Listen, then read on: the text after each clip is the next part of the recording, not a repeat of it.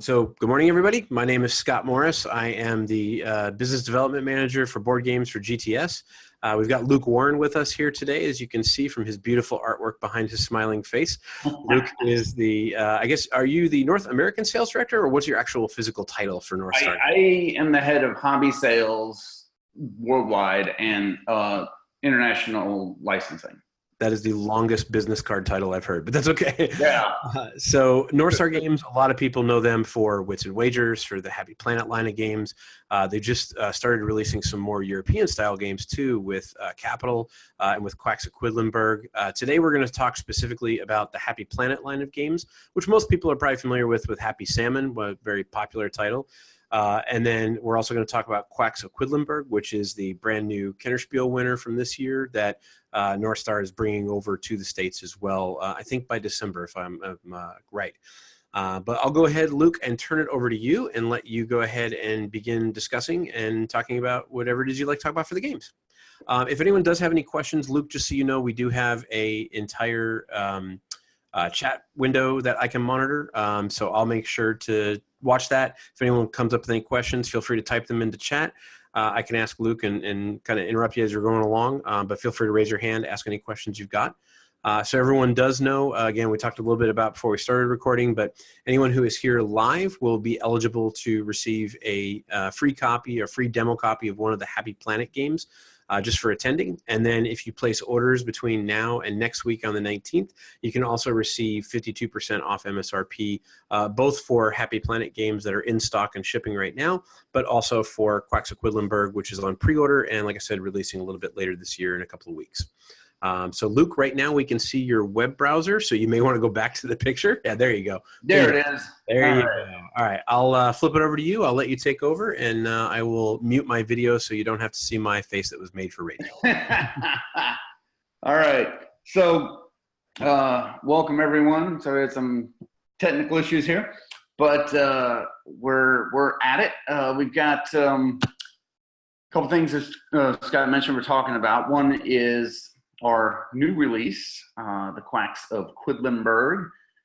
This won the Kennerspiel this year. The title was some German thing. It was the Quacksalver von Quedlinburg or something, but we decided to keep it as close to the original title so people who were aware of the Kennerspiel winner wouldn't be confused when we had some other title that had nothing to do with it. So we basically made it as English as we could. And this is, will be here, street date should be December 7th. The MSRP on this will be $55. It comes with a bunch of stuff, which again, I'm going to attempt to share with you here in a minute, but this is what the cover looks like. It's a bag builder game, as they call it. So it's kind of like a deck builder, but you're buying ingredients for your elixirs, that you throw into a bag, and then you, at the beginning of every turn, you start pulling ingredients out of your bag and placing them in your pot.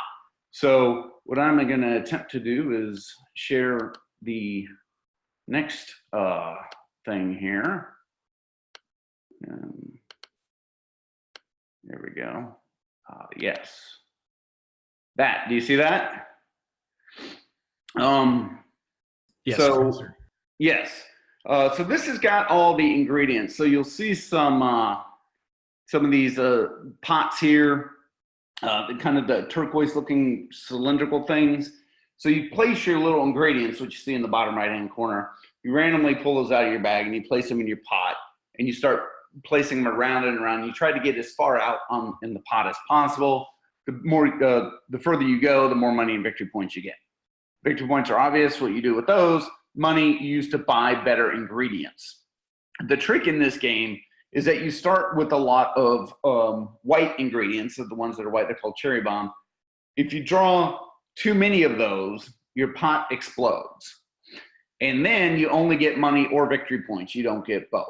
So every single turn, you're pressing your luck. So there's a lot of tension every time, because sometimes just the luck of the draw, you can go really far out in your pot, and the next turn, you know, after 6 draws, you may have drawn nothing but 6 white chips, and then, you know, you're on the verge of having your pot explode. So there's always a lot of tension in the game in terms of that pressing your luck element. The other ingredients, kind of the strategy part of it, comes in these ingredients because they have various powers and abilities. So when you draw something that's not a white chip, you get some extra bonus for it. And so when you're buying ingredients, you're trying to figure out the right combination of ingredients to maximize their effects, to kind of create some synergies. And that's just the base game. You'll see in the bottom left-hand corner, these things that look like little books that are opened up. Those are ingredient books. And for most of the ingredients, there's 4 different ways to play the ingredients. So there's 4 different powers. So when you start the game, you do book 1, which is the easiest. And then, you know, once you get a couple games under your belt, you can make everything book 2, and then go to book 3, and then go to book 4. And if you're really advanced, you can mix the different books together. So you could have a yellow book 3 and a blue book 2 or whatever, depending on what kind of effects and combinations you wanted to create in the game. So it has a really good way of kind of introducing the game to very casual gamers, non-gamers. And then as you get a few games under your belt, you can play it with the more advanced options, which will appease the more serious gamer within you. There's a couple other things they do in the game. You know, they have a fortune teller card that you flip every turn that has a random effect. And you can also flip your pots over, and they have a test tube at the bottom. And that's another way you can spend your ruby resources to advance along the test tube to get bonuses. Normally in the game, you use your rubies to move your starting position in the pot forward. So instead of starting at point 0, you can go to point 1 or point 2. So there's a lot of kind of small things going on that make the game strategically interesting, even in the base game, but it really ramps up to be more advanced the more, the more advanced ingredient books you use. If you use the test tube side of the pot. So there's a lot going on for your gamers as well. So it's really covers a broad range of players, which is one of the cool things about the game. And you can see it comes with a ton of components.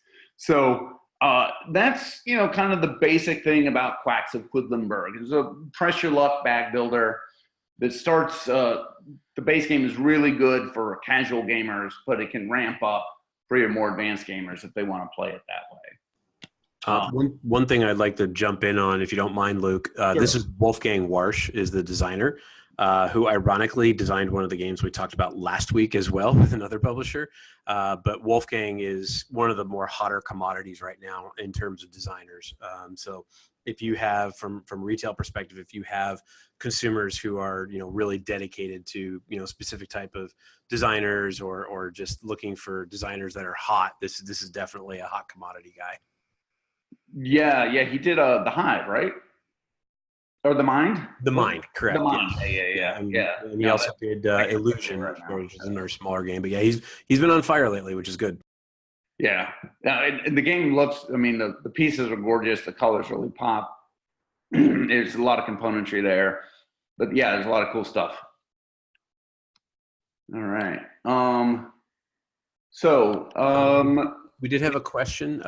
Kim Miller had asked, will there be demo games available at a reduced price for Quacks? Yes, actually, we have talked to North Star Games about being part of the GTS demo program. If you're unfamiliar with that, essentially what we allow is you can buy a single copy of a game, 1 game per storefront per year for 25% of MSRP. So you get it for a reduced price. It does come stickered with a demo sticker on it. So once we do have units of that that would be available as part of the demo program as well. Cool. So with that, I mean, I'm ready to move on to the next thing. If I can. And by all means, if anyone has additional questions about Quacks, feel free to type them into the chat window, and I can let Luke know.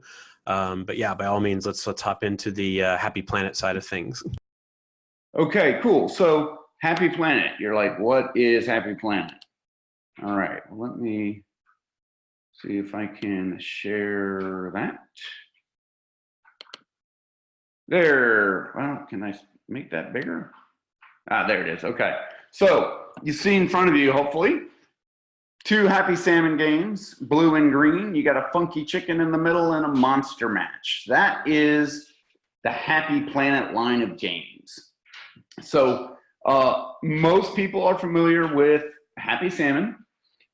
It's a card game where you're trying to get rid of your cards as fast as possible by doing the action on your card with somebody else who has the same action. So let's say it's fist bump. You have a fist bump card showing, you start calling out fist bump, fist bump, fist bump. If one of the other players also has fist bump, you do the fist bump and you get rid of the card, okay? If you're ever stuck, you put your card at the bottom and go to the next card that's showing.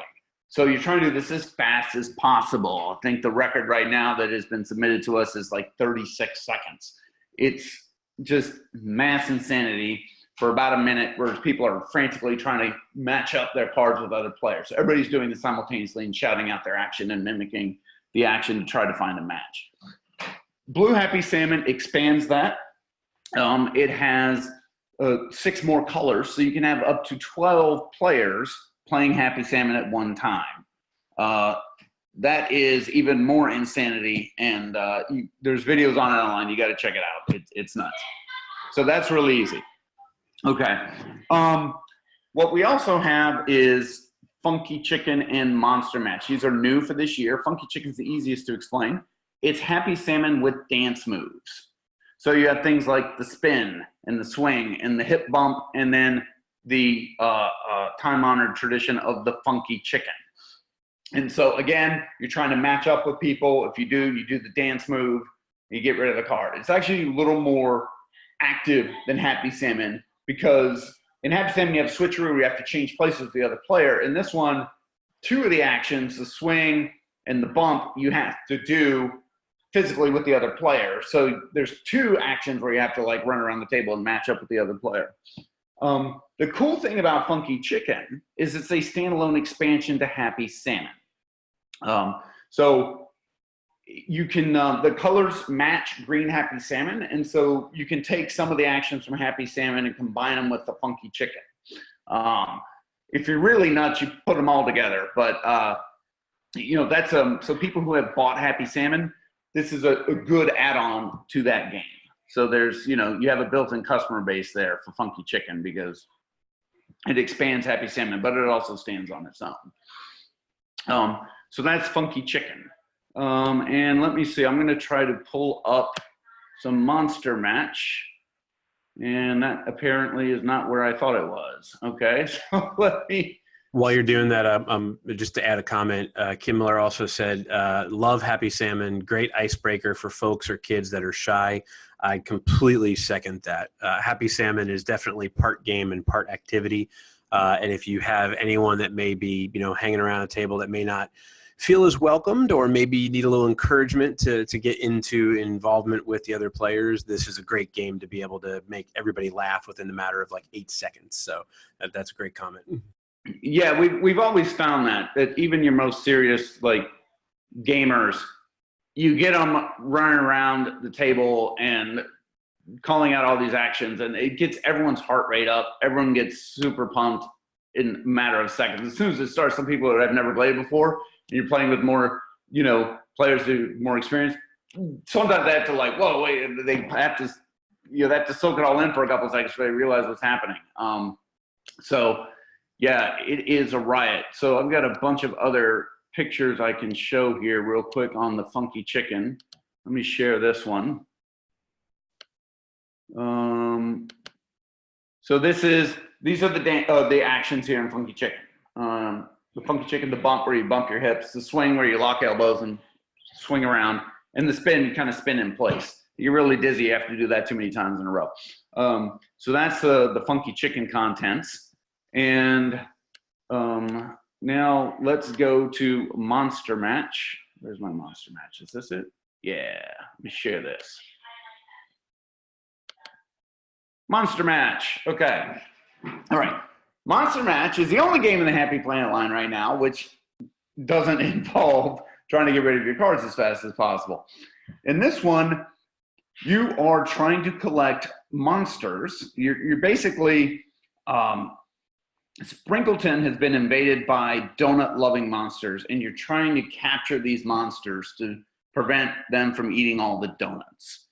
So to do that, you roll those 2 dice you see in the bottom left-hand corner. One's got a number, the other one's got a body part, eyes, arms, or legs. And so if the die roll comes up 1 eye, you're looking for a monster that has 1 eye, okay? In this particular case, no monster has 1 eye, and so you would hit the zilch token card in the middle, all right? If you do that, you get a monster off the top of the monster deck you see over there on the right-hand side, and then you deal out more monsters. If you do see a monster that matches those dice, you put your finger on it, right? You try to capture that monster before anybody else. So we're all playing this simultaneously. Sometimes there's multiple monsters that meet the criteria. So right now with this image, if it had been 2 eyes, there's 2 monsters with 2 eyes, which means 2 different people could capture a monster because you only get to capture 1 on any turn, okay? So again, it's really fast because everyone's trying to capture a monster before anyone else. But the one caveat is, well, there's 2. If you select incorrectly, you lose a monster. If, in this case, if it was 2 eyes and I selected the guy in the bottom center, which only has 1 donut, the other monster with 2 eyes, he has 3 donuts. He's worth 3 more points. So if I'm so quick that I just grab the first monster I see and I don't look around to see if there's a monster with more donuts, a player who's maybe a bit slower than me might actually get more points. So that's one thing I really love about this game is it's sort of like an egalitarian Spot It. Because even, in Spot It, only one person gets the card every turn. And if they're just faster than everybody else, they're going to always win. Whereas Monster Match, that's not true. Even, kids can play with their parents, or if their parents are really fast, the kids can still get points, and sometimes more points because they get the monsters with more donuts. So, yeah, it's really simple. It's a speed recognition game where lots of people can get monsters every turn. So, and get points and always feel like they're in the game, which is one thing I really like about it. So, that's it. Both this and Monster Match are, the MSRP is $17.99. Happy Salmon is $16.99. And you said that Funky Chicken and Monster Match are going to be coming out soon. Do you have release dates for those? But those are out now. Okay, great. Excellent. Yeah. And to me, this is perfect timing in terms of a discussion from a retail standpoint because, this is the holidays. There's so many people with disposable income that are looking for good family gifts, good things for kids, good things for stocking stuffers. And these guys fit every bill for that, in my opinion. I mean, you can correct me if I'm wrong, but I'm pretty sure that any stocking, even the smallest one, would fit this guy in it. Yeah, they're perfect for that. I've had retailers come up to me all the time. I was just at another trade show, and they're like, "Oh, I sold 30 of these as stocking stuffers." They all fit in the stocking, and they're the kind of game you can play with your family on Christmas because nobody has to read the rules. Right. So super easy to learn. You can just pick it up by looking at the cards, and especially when it comes to Happy Salmon, right? It tells you right on the card, this is what you got to do to get the card out of your hand, so to speak. So it works really well. So awesome. If anyone has any questions about the Happy Planet line of games or Quacks of Quedlinburg, feel free to put them in chat. Otherwise, just to remind everybody again, anyone who is here live right now for the webinar, we will make sure that the GTS sales reps have the list of attendees. They can contact you and get you set up for a free demo copy of one of the Happy Planet games. The Happy Planet games are in stock and available right now, so that's something that you can order for the holidays. And then in addition, we're going to be running a sale between now and next Monday the 19th, which will be 52% off MSRP for the Happy Planet line of games and the Quacks of Quedlinburg as well. Arthur Benson has a question for you, Luke. He says, are these going to be sold at Walmart and Target, etc.? Well, Quacks of Quedlinburg, I cannot imagine a universe where that gets sold at Target or Walmart. The Happy Salmon is this fall in Target. The price is the same. There's no, obviously they run their sales every now and then, just like any retailer would run a sale. But it's the same price for them as it is for you. But Monster Match and Funky Chicken are not sold at Target right now. At some point they might be, but not at the moment. Okay, excellent. Good question. Good question. Awesome. Excellent. I don't see any more questions coming in, Luke, so it might be a pretty short one today, but I think that's a good thing because Okay. I think a lot of your stuff here kind of sells itself, so to speak. Right. I mean, if we have more time, Scott, I can talk about Warsaw. Yeah, that would be great. Yeah, talk about the game capital that you had brought over and kind of maybe talk about some of the changes that you had done to it. I know this is one that's been successful for us since it came out a couple of months ago, but this would be a great one to talk about too. Okay, great. Let me see if I can't pull that up here really quick. It should be, where is it? There it is. There's a whole bunch of pictures. Let's see. Is that the old picture? No, it looks like a new picture. All right, let's open it up. And let's share it. All right, we got that? There it is. Warsaw City of Ruins. Okay. So at the top, this game is $49.99 MSRP. It won't be at Target. It's a city builder where you're building a district in the city of Warsaw. And if those of you who know your history understand that Warsaw has had a very tumultuous history. So we don't go all the way back to the Swedish invasion in the 1300s, but we do go through World War I and World War II. And that is kind of experienced in the game by you having to lose tiles out of your district. So you placing these little square tiles, as you see up there. Some of them have buildings on them. Some of them are more generic. They're residences and they're parks and their industry and so on and so forth, represented by the different colors on the tiles. And when you, it's a drafting game, so you deal out 4 tiles to every player every turn. They pick one, they play it, or if they don't want to play it, they can discard it for money, and then they pass the rest of their tiles. Okay, so it's a pass and play, a la Seven Wonders, and you only have 4 tiles every turn, and there's 6 different epics, as they call them. So there's 24 tiles you're going to look at during the course of a game. You play those tiles, you can orient them however you want. You want to combine things in a certain way. You'll get money and victory points as the only 2 things you have to worry about in the game, so it's really simple. And then you'll have certain unique buildings from Warsaw. These are actual iconic buildings in Warsaw, some of which have been destroyed during the wars and have not been rebuilt. But historically, they were, significant pieces of architecture in Warsaw. So in the rules also, we talk about the buildings and we give a little back history to them. So it's kind of, for your history buffs, they're going to really dig this game. But it's really, really streamlined. I mean, the core rule is you have to place your tiles orthogonally to existing tiles.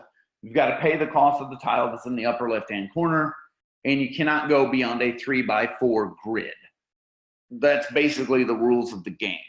And that restriction on space drives a lot of tension in the game, because then what happens at the end of the game is you've built out your district and you have all these tiles coming, and you have to build them over your old city. So you have to basically destroy part of your city to hopefully build it anew with a better tile that will give you, a more bustling district of Warsaw. So that tension of what to destroy, sometimes you build over stuff that you just placed last turn, is a really kind of tough decision-making process, because you're also destroying part of the engine you built, and you're hopefully creating a better engine that will give you more money and victory points. But it's you always, every time you build a tile, you're hoping that there'll be another tile that will combine with it later, and you may never get it. So, that's kind of the way city development works. This stuff just sort of goes up in places, and it doesn't always follow a cohesive plan. So, yeah, it's kind of got that randomness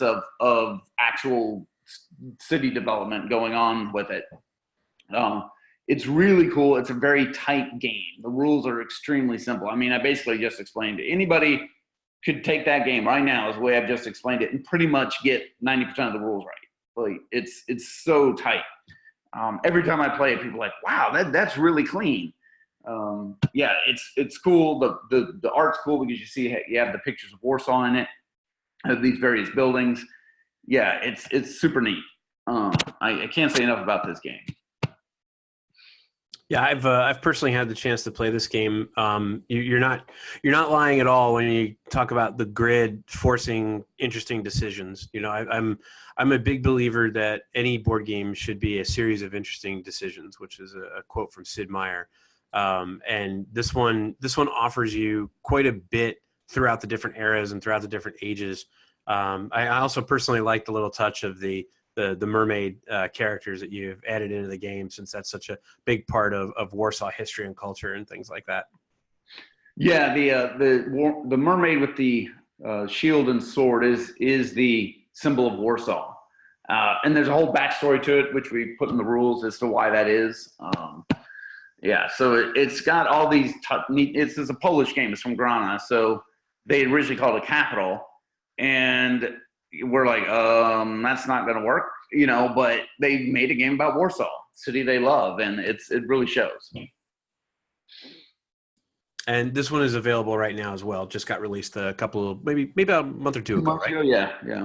So, and that's also part of your demo program, right, Scott? It is. Yes, correct. Yeah, and we do have these in stock. So if anyone is looking for something new and unique, this is definitely a good one. It's a great tile laying game too. I mean, tile laying is kind of one of the classic, you know, mechanisms of board games. You know, going all the way back to something like Carcassonne and stuff. But this has got some really interesting, almost kind of like that city builder Seven Wondery kind of feel of, you know, you're going through the eras and going through the ages, but you're developing your city, like you said, on top of itself, so to speak, and building it up, which is really kind of neat. Yeah, and I mentioned at the top of the explanation of the game that you have World War I and World War II. That adds a whole nother dimension to it, because most city builders things don't get blown up. Here they do. So you're building out your nice little city, and then all of a sudden the Germans and Russians come to town, and it's a pretty agonizing decision a lot of times, where you have to, you know, destroy these, you know, particularly World War II. We're pretty nice about it. You only have to lose 2 tiles, not like 80% of your tiles. But yeah, it's a tough decision. It's really cool. So I think from what I'm hearing, and this may just be good, you know, kind of anecdotal information from retailers' perspective, prior to really, you know, most recently, Luke, you know, North Star has kind of been viewed as maybe more of a party game type of publisher. Absolutely. You know, things like Wits and Wagers and things like that, and, you know, the Happy line of games. And now, you know, we're seeing, you know, Warsaw, we're seeing Quacks, obviously the high strategy game winner from Spiel. So there's a lot more coming that seems to be geared more towards the enthusiast gamer, you may say, or the hobby gamer, right? Yeah, that's part of the strategy, which I'm also kind of sort of in charge of. So I went to Nuremberg and found both of those, Warsaw and Quacks of Quedlinburg. So yeah, that we're beginning to bring in titles from Europe to help flesh out our line of games, sort of bolster Evolution. And so, you know, we have Evolution, which is a fantastic game, and we're going to be releasing an Oceans standalone of that next year, which will be like Evolution in the Oceans, completely different ecosystem.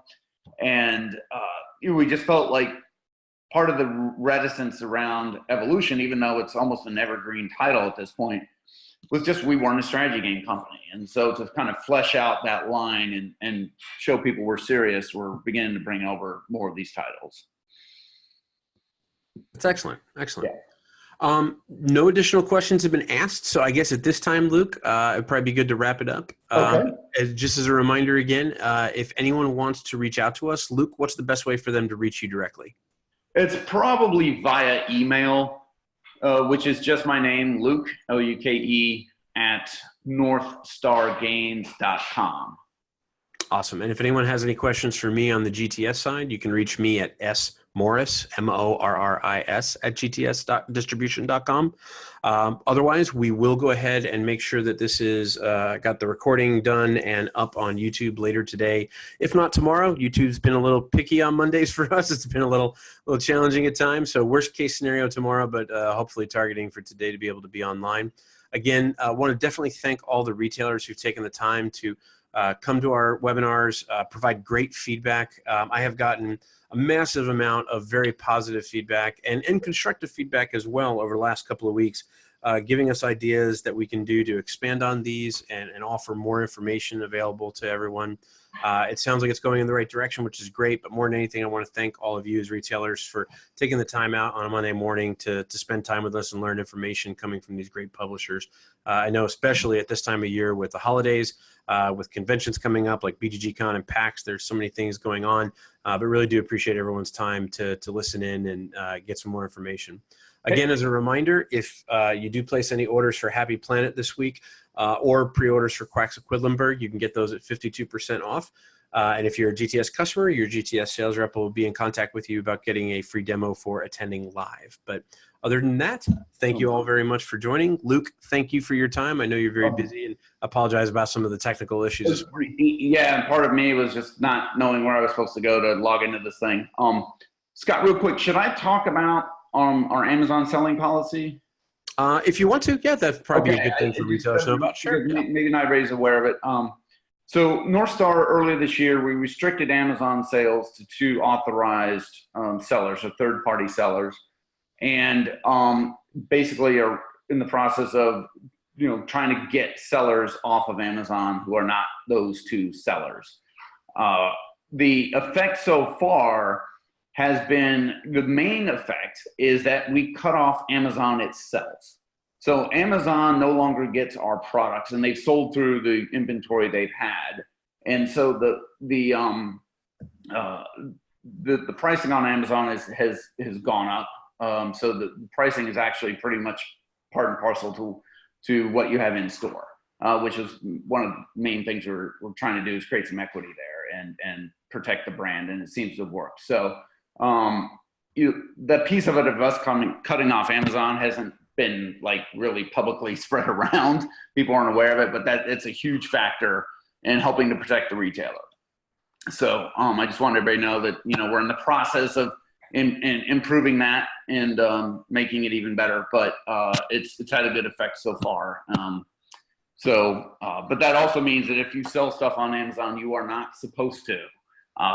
The only restriction is Amazon. You can sell other places. We also instituted a MAP policy that is MSRP, but Amazon's the only place that's restricted in terms of who can sell it.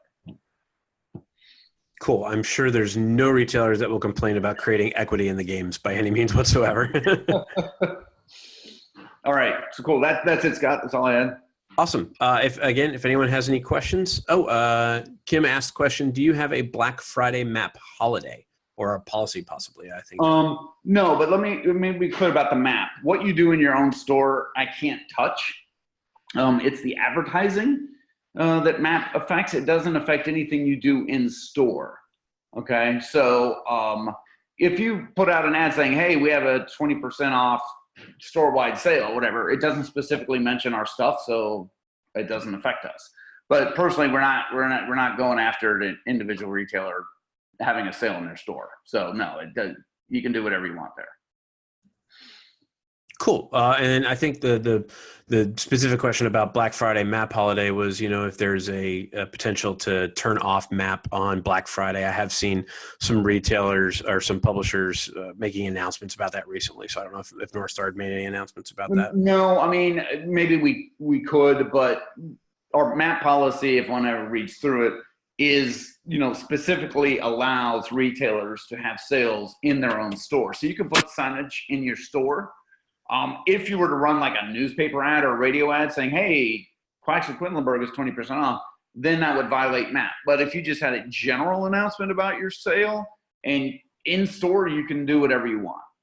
We can't touch that. And we wouldn't want to anyway, because we want the retailers to be able to do what they got to do. So and that doesn't affect our brand per se, that's where the MAP really comes in. It's the advertising part of it to the universe that, hey, this game is discounted. That's why you protect your brand. But in store, that doesn't affect the brand aspect of it. And we can't even legally tell you what to do in your store anyway. So yeah, excellent. Feel free to have as many Black Friday sales as you want. Awesome. Awesome. And again, if anyone does have any specific questions that you may be more comfortable asking one-on-one, you can reach out to Luke via email, reach out to me via email, and we can direct them to Luke as well. I'll be happy to help answer any kind of questions around that stuff. Awesome. All right. Well, with that, we'll give everybody 15 minutes of their day back. Luke, again, thank you so much. Retailers, thank you so much. And we do have more webinars coming up. If you are not registered already to receive updates, definitely be on the lookout for some posts on our Facebook groups and on the videos that we post so that people can sign up to get updates about future webinars. But other than that, thank you all so much. Have a wonderful week. And Luke, you have a great week as well. Thanks. All right. Thanks a lot, Scott.